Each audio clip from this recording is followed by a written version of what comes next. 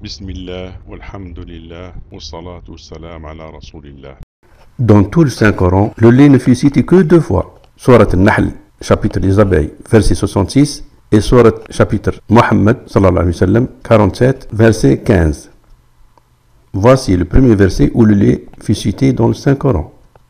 Il est donc dans Surat chapitre Nahl, les abeilles, verset 66. Et comme par hasard, en fait le hasard n'existe pas. Dans cet univers où Allah subhanahu, qu'il soit exalté, a tout calculé. Le verset qui le précède, verset 65, a cité l'eau. Donc, le verset ayant cité l'eau, le plus proche au verset 66, qui a cité le lait. Et si on compte le nombre de lettres du mot eau au mot lait, on trouve 88 lettres.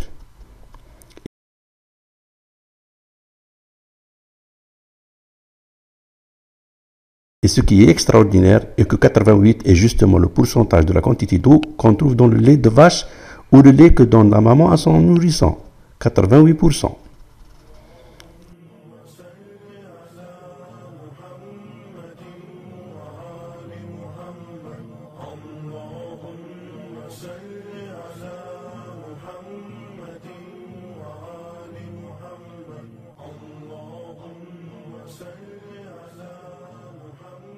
Ainsi, le nombre de lettres entre le mot eau et le mot lait nous donne exactement la composition du lait en eau, 88%, lait produit par la vache ou le lait que donne la maman à son bébé. Cela est-il juste un hasard? Alors, si le verset qui donne la teneur 88% de l'eau dans le lait est dans sourate chapitre les abeilles, An-Nahl, alors où peut donc être le miel, asal, que produit l'abeille? Le mot asal, miel, est cité une seule fois dans tout le Saint-Coran. Et il est dans Surat chapitre Muhammad sallallahu alayhi wa sallam, paix et bénédiction d'Allah sur lui. Dans le plus long verset de tout le Saint-Coran citant le paradis. On remarque que le mot eau est aussi cité dans ce verset. Et il est cité 2 fois. Alors si on compte le nombre de mots du premier mot eau au mot miel, on trouve 17 mots. Et si on compte le nombre de mots du deuxième mot eau au mot miel, on trouve aussi 17 mots. Cela est remarquable, car par cette répétition, cela ne peut être un hasard.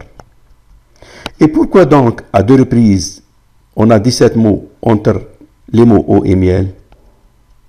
Sachant que cela ne peut être un hasard, la raison est surprenante. En fait, 17 est la teneur maximale d'eau dans le miel pour que le miel ne fermente pas. En effet, les spécialistes du miel ont découvert que pour que le miel ne fermente pas, il faut que sa teneur en eau ne dépasse pas les 17%. Un miel dont la teneur en eau est de 17% au moins ne fermente pas. Conclusion. Ainsi, au 7e siècle, le Saint-Coran nous a donné la teneur en eau, 88% du lait de vache ou du lait du nourrisson.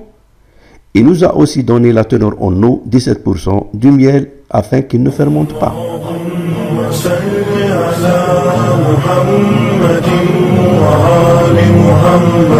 اللهم صل على محمد وآل